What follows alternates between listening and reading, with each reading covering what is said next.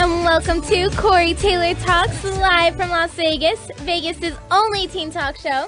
Today we have two amazing guests, and of course the voice is going to be on air with us today. Say hi, voice. Hello, everybody. I would like to first say before the show begins that Corey Taylor Talks is brought to you by Zappos.com and Lotus Broadcasting. Well, thank you for that. And we are going to be having Julien and Crystal on our show today, and as you guys all know, they are some very amazing, positive people, and I'm so excited to be able to have them on my show today. Yes, and we're going to be getting them on air shortly. Yes. And we are very, very happy to have them here because we were following Julien and Crystal, and then we talked to a wonderful listener of ours who's also been a guest on our show, named Elizabeth Mulligan, who runs Diamonds Forever 21, and she actually got us the hookup with Julien and Crystal to get them on Corey's show. So we're very, very happy. They're awesome people. They are full of knowledge and full of positive vibes, and they're kind and wonderful people. So we are very excited to have them on. And as soon as our producer gets, he's on the phone right now with some of Corey's calling guests, we will be calling them and getting them on air. So Julien and Crystal, we will get you on air in a second, and we really appreciate them. So while we're waiting for them, I want to talk about two things. First, I want to give a quick shout out to Moises for listening. He actually is always a listener of ours, and we really much appreciate him, and I love him. And he recently just got the app, which you guys can too. And you can go to the App Store or Google Play Store and type in Vegas On It Radio or VANR, and it will pop up, and you can listen to the show live on your phone app. So go and download it now. And I was also contacted by a lady who told me about a wonderful lady named Michelle Citra, sorry, who has unfortunately stage 4 breast cancer. Please check out her amazing story at gofundme.com/stage-4-breast-cancer. And please help in any way you can. And please, please, please pray for her.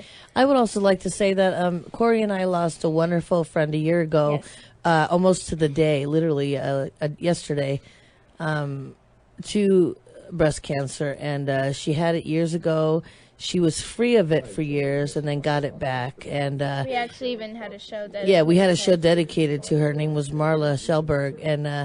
And she passed away a year ago through that. So it is a thing that is truly near and dear to her heart. And if you can help this woman out in any way at all, $1, $2, anything you can do. Once you hear her story, you'll understand. And please, please, please, if you can't give any money, just pray for her. She's a wonderful lady. She was a nurse who helps everybody, and now she needs help herself. So once again, that's www.gofundme.com/stage/4, as in the number, you spell it out, FOUR, -breast-cancer. Once again, her name is Michelle Citra, and if you could please go there and check her out and spread the word, we'd be really, really happy. And if you can and if you can't get on the internet for some reason, or you can't donate anything, please just pray for her, because that is so very important. And now we actually have our two amazing guests on with us. Hi, Julien. Hi, Crystal. Hi. How are you? I have a little bit of bad news. She's under the weather, as it turns out. But she's listening, and she can poke and prod me if I say anything inappropriate.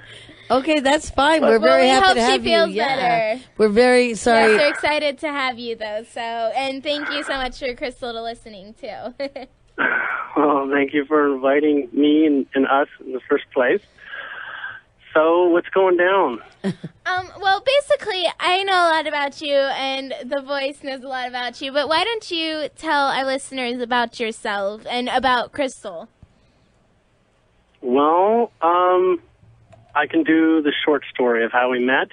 Okay. But it first started off because I have my own blog talk radio, or at least I had for about a year. I'm sort of taking a break from it now. It was called The Transitioning Show. And it was a show that I was sharing with my co-host, Bob Wright, about all this time that we're in terms of people really sort of waking up in this phase and carrying that conversation. And it was a call-in show, so people can call in. Basically, I came from a background where I had trained in sensing energy when practicing on opening the pineal gland. And I got to a place where I can really trust my intuition. And it actually developed into the ability to see energy at all the time, actually. And with practicing in energy, I began to literally find how to receive wisdom from my higher self and from my guides. And from that moment forward, the information that I got, I began to trust it more and more. And mostly I've been sharing my journey publicly as to what that's been like over the past year and a half or so. And, I have done a couple trips to sacred places like Mount Shasta and out to the Washington coast near Nia Bay. And I've seen some amazing stuff, and I've shared a lot of amazing stories. And currently, I basically offer time to speak with me, we call them sessions. And I'm able to connect with people and talk with their guides and connect with people's higher beings. And I can read timelines really well, which are basically potential outcomes and what people are attracting. And the relativity of the proximity of certain experiences, we could call that timing, even though it doesn't really apply. But I can see timelines really, really well visually. And I guess people say I have a knack for explaining what I'm experiencing and what I'm talking about. But essentially, I'm all about the shift. And I'm there to help people who have a couple questions or are a little bit puzzled or wondering what the energies are like recently. And Crystal is essentially a master astrology and tarot reader. And she came into my life being very interested in the material that I shared online and in my radio shows. And she basically left everything that she was doing and drove across the country to come be with me and spend time with me and basically be around people like me, which is really what I'm interested in too. So that's what I've been doing, finding soul family and friends of like-minded character, and basically sharing in this journey of transcending third-dimensional low vibrations. That's awesome. You guys both sound so amazing, and I'm so in awe of both of you. I have to ask, did you actually start with Reiki or something like that? I did not. I did not start in any form of actual healing practice whatsoever. I found out that I could actually do Reiki pretty well. I've just not officially trained in it, but because of my ability to actually feel and see energy and see the different strengths and resistances within the chakra energy grid system, I realized I would. However, I've made very specific decisions as to not be a healer. And that's a whole subject unto itself if you want to talk about that. Yeah, I would love to. Well, being a healer is a very interesting path, and I'm not knocking anybody that is. It is highly valued and very respected, and it's really, really good thing to help people when they have some blockages that might lead to like illnesses and whatnot. Mm-hmm. But I actually prefer in working with people finding the sources of their illnesses versus basically a one-time or a couple-time engagement in supporting their healing. Now, the type of healing I guess I look into is literally the causes and the psychological blocks and energetic blocks and past life blocks and, childhood blocks that basically lead to just about every illness that we know about. And even most people have illnesses that actually aren't categorized. We just tend to try to fit them in a box often enough. And so I often get guidance literally from the higher being to give advice into what direction to go and what suggestions that their guides have. If a lot of the time the guides that we have are in our field and they're giving us information, but it's so subtle. It's so very subtle that practicing meditation may be the only way that you begin to start trusting what you're hearing in your head or what you're seeing in your mind's eye. But literally, I stand in a place saying that all information that comes through the mind's eye, imagination, is as actually valid information based on how your higher being and your guides are basically able to share it with you. It is telepathic, conditionally telepathic, in that it is so literally associated with your very now moment that even though you might have imagination or thoughts, they're different from memories. Memories basically serve to give you something you might understand. But then again, all memories, when they come up, they actually have purpose in the moment. So one of the big things that I'm basically advocating is people start to take a second look at their imagination, because that is literally visuals and connections through your sixth sense, and to basically train in being patient as to what the messages are, because, it's not really it doesn't necessarily mean it's coming through in a three-dimensional way, but understanding how we're in like a matrix-like digital reality can really help you understand, how this information applies and how it functions. And essentially, I found out that by having those connections and trusting, I basically became psychic. Wow. Wow, that's crazy. But that's so, no, that's so it's cool. It's crazy and cool, and I stand here and I've talked, many shows every week. In fact, I started doing a show with Crystal, and we did that for several months at the beginning of the year, and all these have archives. So if you want to find them, the transitioning on Blog Talk Radio, you can. And then there was Revolution Ships, the show that I co-hosted with Crystal. We talked about relationships and fifth dimensional relationships and all these different things that come up in relationships that we have questions about, that get us in trouble, because really, oftentimes, people see relationships as the crux to their experience, and it can really throw them for a loop when they don't understand, the way energy works and how it applies to relationships and how it applies to yourself. Well, now, Julien, I think what you're saying is so cool, because I know you get like, this is Nikki, by the way, you speak with the Pleiadians, and you are super, super sensitive. And to me, that's an amazing thing, because I've tried, when I was little, growing up, I kind of had some psychic ability, but I was very young, and back then I hadn't, it wasn't like it was now. I had no idea what it was, and scared the living daylights out of me. And literally, I just prayed and prayed and prayed for it to stop. I was a kid, and it did. And now that I'm older and I realize what I prayed to stop, I wish it would come back. And I've been trying and trying to get it back and develop it more, but it just seems like, it's gone. And I wish I could do what you did, because, now knowing what I know at this stage in my life, and, just early on, it was such a taboo thing, and no one talked about it. No one knew about it. And it was a scary thing. There was no grounding in which to share your experiences and try to understand them. Exactly. If there were books, they were archaic and probably from India or something like that, or exactly, Buddhist or something. Exactly. But we think it's, and Crystal too, I know, and what we find wonderful about you too, you guys are just like the rest of us, all the people that are going through the awakening and stuff. It's positive, and it's positive energy. Like you said, it's taking the positive energy and focusing. And once I think you can realize that and accept that and know what you're doing.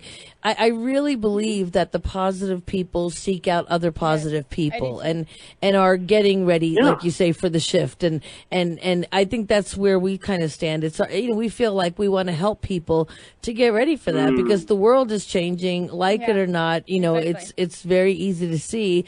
And instead of people being afraid, they just need to kind of welcome it, embrace it, And that's what we kind of see. We also had Elizabeth Mulligan on the show. I'm sure you know her. She's the one that, got us. She's awesome. She's a wonderful lady. Yes. And same thing with you. It's just like we had Tanaath. I'm sure you know Tanaath as well. I'm very, very familiar with Tanaath. We were so lucky to have Tanaath. We were her last broadcast. She took a break, and we just spoke to her, I don't know, a week or two ago as well, and she said when she decides to come back on, she'll definitely come back on when she has new stuff to say.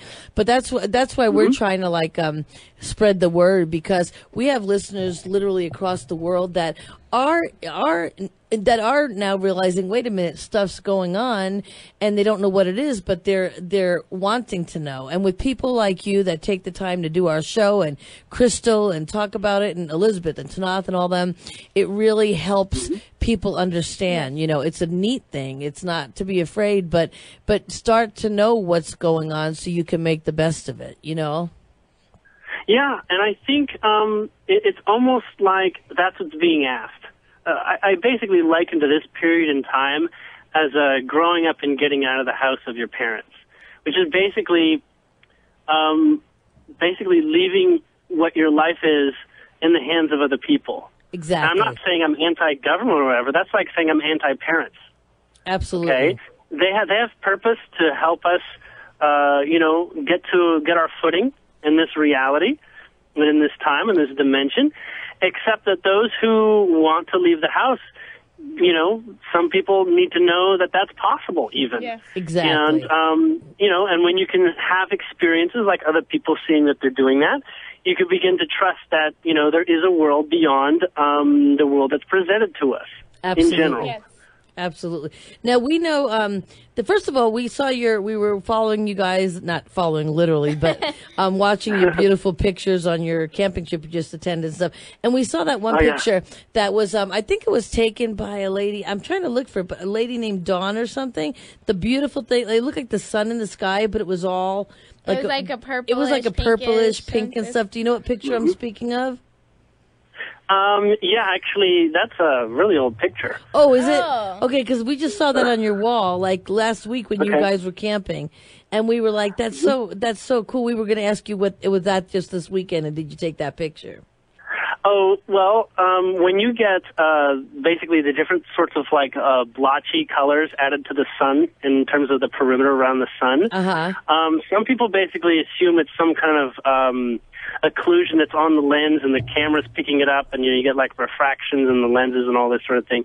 But it's actually reading into so what happens with cameras is that they have a longer exposure, okay? And that's why cameras tend to pick up things like ghosts and spirits and energy forms like orbs, right? Gotcha. So we have to understand that a larger exposure means that you're literally adding more light. Even though, we look at something, we say, the photograph is on the computer looks about as bright as it does in person.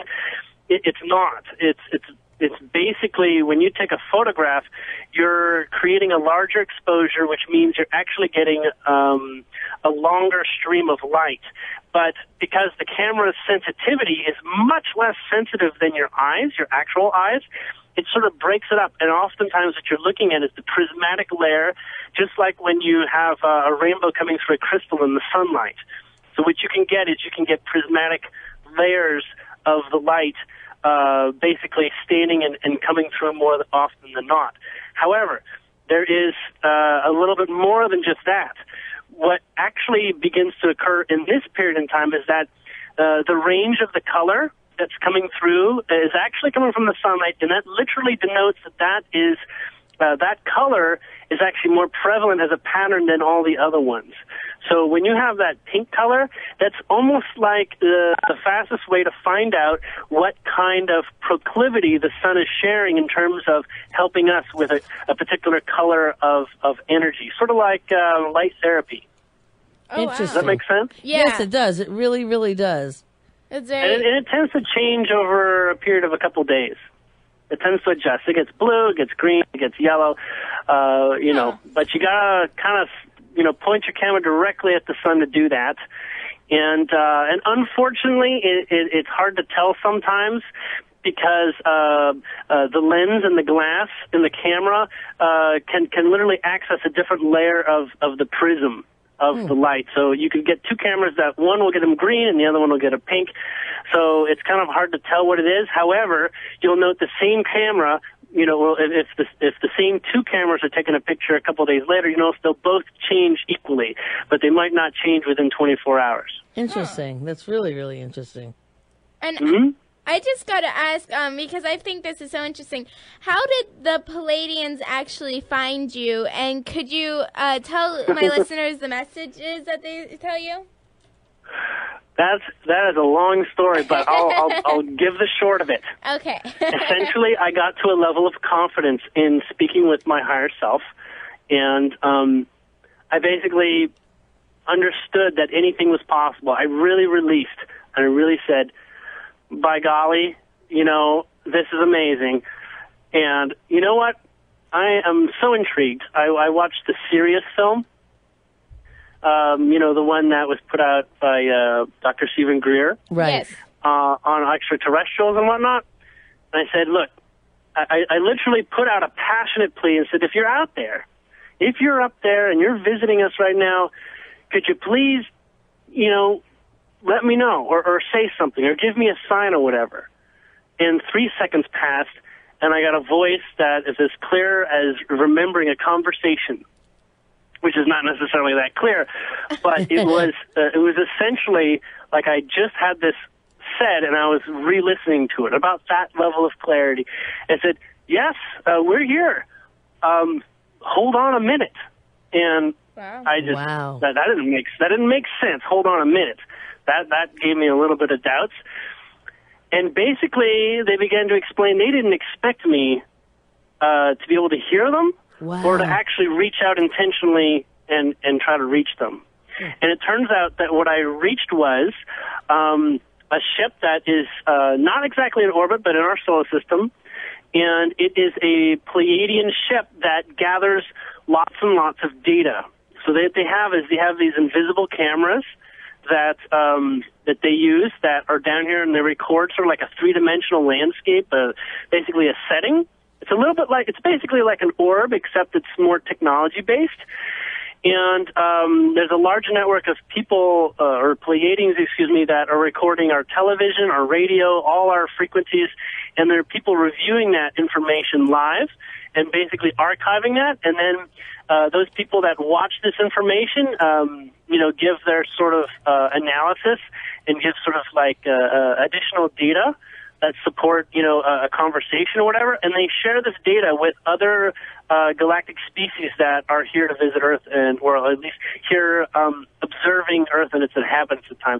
So they're sort of like an information gathering unit, and they picked up on my light telepathic energetic plea to speak with them. I learned how to focus really intently, and that basically sent a very direct beam of attention that got their attention immediately. They really actually barely ever had this occasion where they were contacted directly, but they basically got what we'd call sort of like their more aware individual or higher up or higher dimensional Pleiadian to come and speak with me and basically explain to me what was going on and exactly what was going on there. And over a short period of time, next couple of weeks, I basically found a very easy two-way level of communication occurring with those that were observing me. And what I did is I actually arranged in a contract form, because they felt that is something that would work well for me, to arrange for them to actually follow my life and observe everything that's going on in my life, almost like I'm some kind of like, real life celebrity, and they get to watch my life like the Truman Show or something.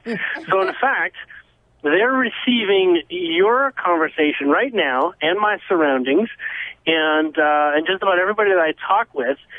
And those people that have higher beings or their higher selves that are not comfortable with this, they will literally block that information from being received by the Pleiadians. Is that right? So basically, the Pleiadians have an intention for this information, and if anything that doesn't fall under their intention and is not agreed by, because all higher beings know what's up, okay? No higher being is out of the loop. they'll basically determine how much of that will bleed through. How interesting. It's almost like when somebody tells a story of what happened in a car accident at an intersection and 60 people say different things. Right. Well, it'll be like the way that they're ready for it. They'll listen to the person that has the information the way that they're looking for it. I mean, we all have the lens of our own perception, and they have their own lens. However, they're trying to be as neutral as possible and learn about humanity as much as possible. And the good news is, the reason why they're doing this is so that they can really relate to us. They're, quote unquote, considered the first race to visit. Gotcha. Wow. Because they're the most human. And they're also helping the light warriors. Am I correct in that? There are so many Pleiadians out there and different groups that work together and work with groups on Earth and light workers and all this. They're all over the place. Just as we have a variety of personnel in our reality, in our world, in our societies, they have the same sort of thing. And so, mostly what I'm in contact with is this ship that is all about getting to know humans as humans and getting to know, what humans will expect of things like, of if the Pleiadians did anything, like if they landed on the White House lawn, what should we expect? Well, they basically do those sorts of research and analysis. Wow. But they're very, very, how would you say, they love us so much. It's almost like, at the beginning, it was almost like I had my own cheerleading squad in my head. They're basically throwing love at me from every corner, and it's very bizarre. I have children. It's very much like this unabashed, absolutely wonderful love of having one of my children, hug me and just tell me they love me. It's like for no apparent reason. They just want to be there and remind you how much they not just idolize you, but respect and appreciate everything that you are. And really, that obviously caught my attention for quite some time. But it's funny because it ended up actually getting a bit distracting too. Because they wanted to sort of play with me. They wanted to throw ideas at me. They wanted to show me what they're doing, the human-like things they're doing. On one occasion, they're showing us that they made bicycles, but they were actually unable to ride the bicycles, and they were running into things, but they're giggling and laughing, and they had rollerblades and skateboards, and they're just wiping out, crashing, and having fun. And they thought that's what it was all about. And, I'm like in the middle of a meeting at work, and I'm giggling, and I was like, gosh, you guys got to, cool it a little bit here. I'm looking like a total quack. So you can't control when they do it then, huh? Well, they didn't really know the limits of what was respectable for me. So over time, we've refined the way the communication occurs. It's like they didn't know exactly what the limits were or what was in the way of my life. Some people ask me if the camera's on when I'm taking a shower, and for a good while, I didn't want that to occur. But now, I'm basically an open being. I'm not shy. I'm very comfortable with them. So, basically everything's on the table with regards to observing and getting to know humans and the people that I'm interacting with, especially since I do sessions with people and find out what all sorts of things that people are going through during this time and, and finding themselves and all the different issues that humans are having. I'm getting to meet lots of people, and they're getting to meet them too. That's really awesome. I have a quick question. Then we have an actual listener that came in today. She sits on the board with us sometimes, and she was so intrigued because she listened to the archives from Tanaath, and she listens to Elizabeth. So she has a question for you too. But so like with what you're saying, like, so do you feel if you didn't have this open relationship with them, basically, and hear them and speak to them, would they still have the power to watch you anyway? I mean, because to me it seems like you can arrange that. You can arrange that even if you don't know. It's purely your intent, and you can write the contract with your words, with your mind on paper. And when that applies to them, if you're writing a contract that applies to them, they'll be able to see it. I gotcha. And they will negotiate sometimes, but in most cases, humans hold all the cards. They're just glad anything that you have to offer. Interesting. So they wouldn't just like pop in when they like unexpectedly, basically. I mean, I don't mean that, but no, the only ones that have those rights are your guides. I gotcha. I see what you're saying. Very, very interesting. Wow. Okay, we have Sanaya on air, and she has a question for you, I guess. Hi. Okay. My question to you is, What do you say to the people who think this is like really far-fetched? And I'm sure you get people who don't believe you. You know what? I just smile. And I say, maybe one day you will believe me. That's awesome. Maybe one day. Oh, they will believe you because I am absolutely okay with people calling me crazy because I've found out that there is a vast world that exists, and to deny it simply by being afraid of what the population is going to think of me is frankly a waste of my time. And I look actually at it, worry about it. Absolutely. And I look at it the opposite way, and I don't like to use the word crazy, but it is crazy not to think that we are the only people or human beings or entities in this whole vast, galaxy. I mean, just galaxy and galaxy universe. It's crazy for us to be so, think in our mind that we're so superior that no one is over us. And I really think a lot of it is truly fear. I find a lot of people we speak to about this, because we speak to a lot of people about this, and the same thing. They either look at you like, oh, you're crazy, or you're stupid. But I really feel a lot of them are afraid. They're afraid because they don't know. And, like you said, they're just like us. There's good ones. There's bad ones. There, you hear the abductions and you hear. So I think it's a lot of fear. And it's kind of like if you don't talk about it, it goes away. But what they're not understanding is it's not going to go away. As you know, and Crystal knows, and tons of us across the world, it's going to come down to, it's going to come out there, and you either need to start getting ready for it and accepting it, or you're going to be that much more behind and really be afraid when, like you say, they do end up landing on the White House lawn, or whatever the case they decide. So I'm like you. I don't really care what people think of me, and needless to say, that's what Corey's whole thing is. You believe in what you believe, and you live your life the way you believe, and you stick to who you are, and that's why we love talking to you, and same with Crystal and her stuff. Well, really, because you're saying what it is, and you don't have to worry about being afraid. And I don't know if you heard Tanaath on our air. She had to come on twice because every time we started talking about different things, she got cut off. And we had ringings in our ears, and it was just a crazy thing. So we really appreciate, when you guys come on, because our listeners are worldwide, and they like to hear this, and they want to know. And a lot of them, believe it or not, they don't have a lot of access to like different stuff on the internet. They're literally in smaller countries and stuff. So when they can get to it, that's what they do. They listen. So we appreciate you guys doing this stuff. I mean, yes, that's why I came on the air. That's why I overcame my shyness. I mean, I honestly never thought I would be speaking to anyone. I was content being my own little yogi or something. But in the end, the Pleiadians said, that's not who you are, man. That is not who you are. I'm here. If you've heard of Delores Cannon, and she speaks... No. I haven't heard of her, honestly, no. Well, she speaks to the 3 different waves of incarnates. Okay. So basically, people are coming in bodies at this time. She does regressive hypnotherapy, except she gets to speak to, like, your higher being, not just, like, your past lives and stuff. So it's pretty excellent. She's been doing it for, 30, 40 years. She is basically as certified as you can get to anyone being able to prove that higher beings exist and access to other information. So, it basically makes Edgar Casey look like he was a small fry. Gotcha. But she speaks to the 3 waves of visitors, and the 3 waves basically have been incarnating here to support in the shift of awareness that began to be really talked about around the 2012 phenomena and all that. Exactly.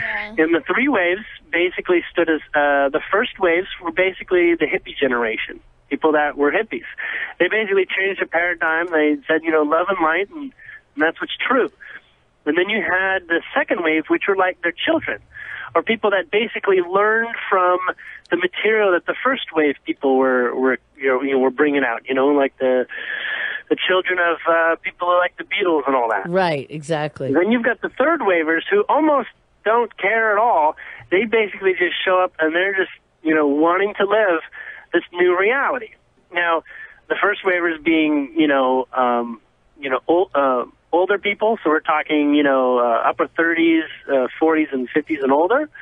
And the second waivers are basically late 20s up to 40s. And then the third waivers are, the teenagers and all the way up to their early 20s and so on. And they all act very differently, and they all have a relative purpose in the sense that they're all serving this shift, but they're all holding different levels. So like the first waivers, they're really able to relate to your everyday life. They've been around, they've lived here long enough, and they're bold enough to basically say, hey, there's more to life, and they're going to stand in their truth. And, in some cases they're going to be like curmudgeons, but in some cases they're going to be like really excellent elderly shamans, Gotcha, right. And the second waivers are the people that are going to say, I believe in this stuff because I know people that I trust implicitly, and they will awaken through like their parents or their peers that they can trust implicitly and say there is another world. And yet they're not so in it that they are basically so attached that they completely disconnect from society. In fact, they honestly want it to apply to everyday life. Gotcha. They honestly want to see people, raise their vibration and actually enjoy their life and actually find their higher being, find their heart, and learn about yourself in ways that, you don't know about because, you need to open up your pineal gland and third eye and whatever. And there's the third waivers who are basically born crazy, and they're still crazy. A lot of them are, extremely manic or ADD, and they want the new world. They want the shift. They want, they just came from, the beach Bahamas with the Pleiadians, and they want the beach Bahamas now here. And so they don't put up with anything less than being awake and being sensitive. And, they have a hard time explaining their feelings because they're highly empathic. They basically feel dissonance very easily because in the world that they come from, such as like with the Pleiadians, there's no real reason to have difficulty. And so when there is difficulty, it's particularly painful for them. And but when there's joy, they're some of the most exciting people to observe and be around. And so in my place, I speak in the in-between, a little bit like a gateway, talking to both the people that, are just waking up and have no idea what's going on, and reminding and sharing what the world is beyond and what we call 5D awareness, or some people call it 4D, what 5D awareness is, which is, the love, the light, the non-judgment, and the freedom to be who you are, and all those things that come with attracting your reality and being in your reality and trusting non-physical sources of information and yourself. Gotcha. Wow. So, very, very interesting. And can I ask, what would you say to someone who is maybe like afraid of awakening, or like how would somebody get to that point, basically? Okay, well, there's quite a few elements that fear has a purpose for. And most of it, we're going to get into just talking real briefly about the emotions. The emotional spectrum, as you know, goes from basically one end to the other, fear and sadness and pain, up to, joy and exhilaration and pure bliss. And essentially, the emotions is like the Geiger counter telling you how much energy is coming through your body. Like radioactivity, the energy comes through your chakras and through your literal DNA. There's little black hole portals where energy from non-physical comes in and becomes physical to the five senses. And that literally gives you vitality and energy in all different ways. And each chakra has sort of like its own sort of like pattern to it. Now, when you feel good, that is literally the sign that energy is coming through you, that your current frame and state of mind and your focus means that energy is coming through and you're gaining vitality. When you're not feeling good, that means it's sort of like pinching it off a little bit. You can't completely turn it off until you decide to exit your body, but essentially the feelings are the Geiger counter for how much energy is coming through. And it all depends on your proclivity, and each soul has its own proclivity. Not everybody's higher being and soul is the same. That's very important to note. So not everybody is actually meant to agree on everything. You have your own basic soul perception, and your soul, accumulates all your past lives together, and it has its own intellect and it has its own awareness.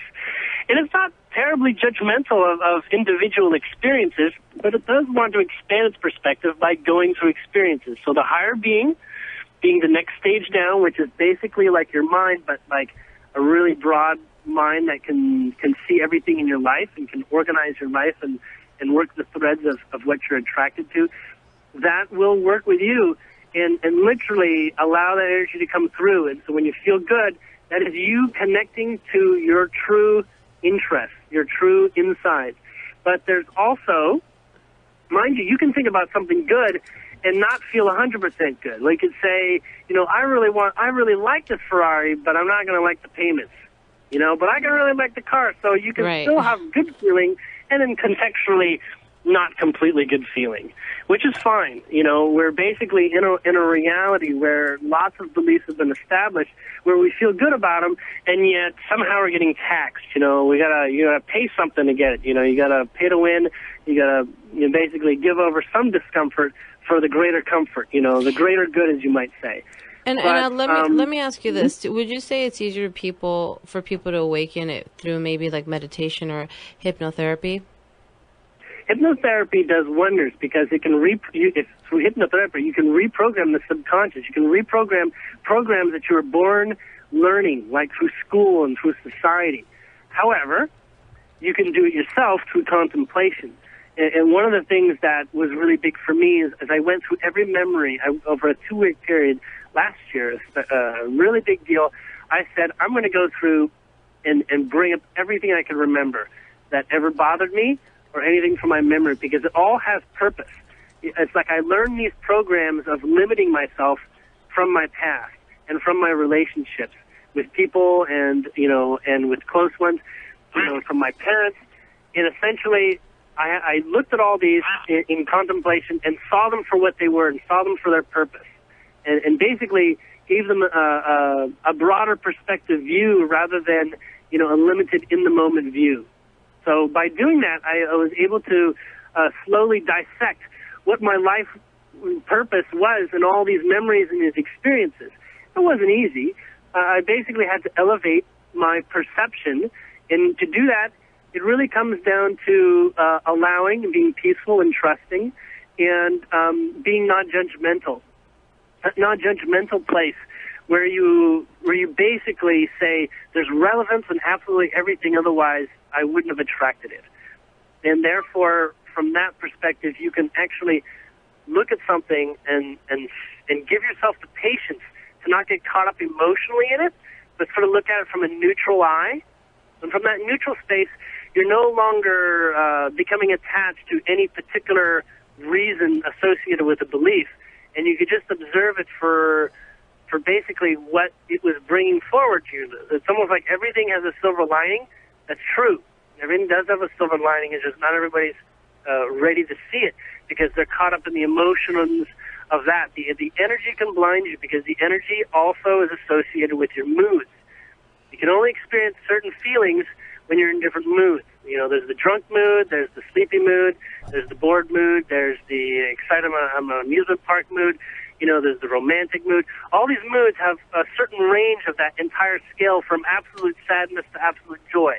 The moods are sort of like chords, so to speak, or basically ranges on a piano. So from C to C, that's sort of like a mood. And essentially all that I recommend, really, for starters and for finishers, is to observe your mood and seek ways to basically elevate your mood, because as you elevate your mood and are in happier moods, you're literally going to attract less and less dissonance and less experiences that are associated with the energy that is attracted from fear and and sadness and pain and whatnot. Now, there is purpose for those. You're not going to want to remove them altogether. You're not going to say, happy is the only mood I accept, because, there's a point at which you're going to have to reflect on exactly what's not making you happy. It's almost like you're learning lessons, and yet as you move throughout life and you choose lessons, there is sort of like this karmic cycle that comes through that says, you miss something here. I still want to learn about this. And if you leave it too far behind, it's almost like I'm ignoring something that I feel like I should be taking care of.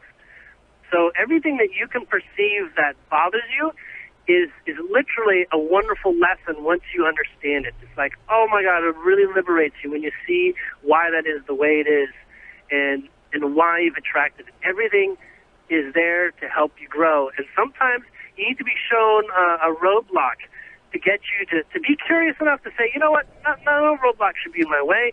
I'm going to go see what's beyond this. It's almost like you're teased to find out what's on the other side of the fence simply because there's a fence. I see. That's awesome. Thank you. Yeah, and we are actually getting closer to the end of our show, so we have to take a commercial break. But when we come back, I would really love to hear the most important message you have gotten from the Pleiadians. Would that be cool? Okay. All right, cool. We'll take a quick break and we'll be right back. And we'll be back. Let's go crazy, crazy, crazy till we see the sun. I know we only met, but let's pretend it's love. And never, never, never stop for anyone. Hi, I'm Corey Taylor from Corey Taylor Talks. I know no one likes going to the dentist, but I can honestly tell you that it doesn't bother me anymore. That's because I have the most amazing dentist. He is Dr. Stephen Hahn of Galleria Family Dental. Dr. Hahn is a gentle and caring dentist who offers the most advanced and painless techniques in dentistry today. He takes the time to carefully listen and explain your treatment options in detail. Dr. Hahn specializes in family dentistry and cosmetic dentistry, and he uses the latest and most advanced technology. He does fillings, veneers, implants, bridges, crowns, dentures, and so much more. He performs oral surgery too, so you can have everything done right there in his office. As you know, I'm an actor and a talk show host, so my smile is paramount. Dr. Hahn is the only one I trust to do my 6-month braces, and because of Dr. Hahn, my teeth are looking awesome. If you need a great dentist, then you need Dr. Hahn from Galleria Family Dental. I absolutely guarantee you will love him, and you will never be afraid to go to the dentist again. So call now and schedule an appointment at 702-433-9200. That's 702-433-9200. Tell him Corey Taylor sent you.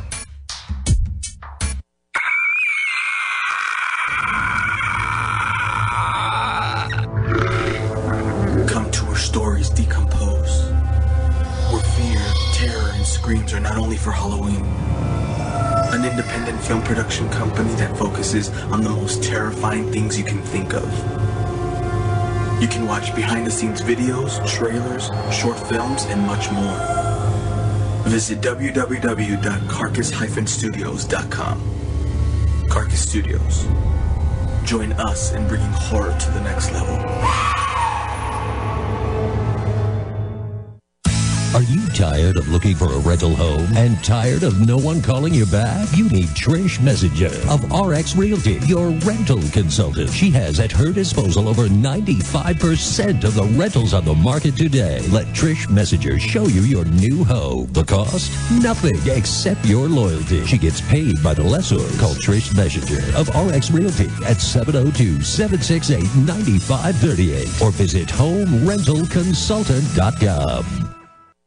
House of Dawn Productions offers audio, video, and photography services for commercial and public needs. They fully produce anything from music videos, commercials, YouTube ads, weddings, birthday parties, instructional videos, and more. House of Dawn Productions also offers music production and DJ services for any and all occasions. Incorporated in the state of Nevada since 2010, House of Dawn Productions has an A rating with the Better Business Bureau. And more importantly is their passion projects with their very own independent film division. After wrapping the first season of the zombie apocalypse web series Vitamin Z, House of Dawn Productions is starting a short film called Finding the Truth. Find out more at houseofdawnproductions.com. That's House of Dawn, D-O-N, Productions.com. Or book their services by calling Douglas Farah at 702-429-1998, 702-429-1998, and view the web series Vitamin Z at vitaminz.com. Let's go crazy, crazy, crazy. And we are back live with Corey Taylor Talks. And before we get back into our show, I want to say a quick shout out to Live Room Escape. We had an amazing time. I talked about it last week. I'm not going to lie, I felt kind of stupid because we didn't get out of the room on time, even though we were like literally 2 seconds off. But we had the absolute best time, and it was so much fun, and I just completely loved it. There was 8 of us, and we had the coolest room. It was called the Trap Room, and we were all very smart people, and we couldn't figure it out. We kind of did, but we didn't. But it was amazing. The people that run that place are absolutely the funnest, most wonderful people. So a big shout out once again to Live Room Escape. All right, and now let's get back into the show. Julien, I was just wondering, did you know what the most important message you got from the Pleiadians is? Yeah, they've been repeated in my head as they heard that question, and they're not going to let me say anything but this. Okay. They're basically saying, they're saying in very clear words, you are loved. You may not know it. So if you have any doubts how loved you are, look in the mirror and say it again and again and again. And when you know that you're loved, you will find your unlimited potential. Because there really is not just beings that are looking upon us fondly right now, but there are angels, there are spirits, there are very broad beings that don't have physical bodies but observe like the solar system, like the sun and the earth. They have personalities. They actually are like people. We just don't see them the same way. But you're loved by all of them. You are what they asked for. And you're providing a place of discovery that they get to live vicariously through you and your discoveries. Even if it appears that you're going through pain, all those serve the greater consciousness of one. Wow. And know that your soul never gives you anything that you can't resolve. There are no pitfalls that they ever give you. If you get anything in life, it's never too hard to raise up from it. All challenges are surmountable. In the moment, you can defer them, and that's called karma, to let it come back around until you're ready for it. And it may show a different face, but they're saying you are so loved. It's unbelievable that information has been denied to us, except by perhaps our parents and our closest ones. Wow. But you need to know it for yourself, so tell it to yourself in the mirror until you really feel it. That's awesome. Well, we have about 30 seconds left. We want to say we hope Crystal really, really feels better. And we really appreciate you guys for coming on the show, and we really do hope Crystal feels better. Thank you so much for helping. Thank you for sharing. We'd love to have you on again, Julien, and Crystal as well. Sure. Okay, Absolutely. thank you ever so much. Thank you to all my amazing listeners. Again, thank you to Julien and Crystal and the Pleiadians. And remember, guys, never give up, always believe, and you will achieve. Thank you. God bless. Thanks so much. Let's go crazy, crazy, crazy till we see the sun. I know we only met, but let's pretend it's love. And never, never, never stop for anyone. Tonight, let's get some and live while we're young. Views and opinions expressed on this program were those of the hosts and guests and did not necessarily reflect those of Vegas All Net Radio, its affiliates, or its parent company.